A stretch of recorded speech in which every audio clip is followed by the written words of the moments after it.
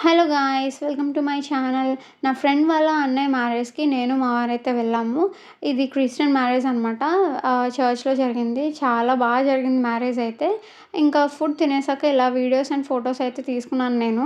అక్కడి నుంచి ఇంకా మా వారైతే వెస్ట్ సైడ్‌కి వెళ్దాం అని చెప్పి అన్నారు. ఇక్కడ నింటెడ్ షర్ట్స్ బావుంటాయని చెప్పేసి.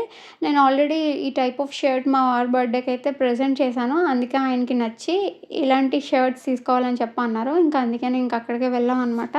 ఈ షర్ట్స్ అయితే చాలా బావుంటది ఫ్యాబ్రిక్. నీడిల్‌తో చేస్తారంట.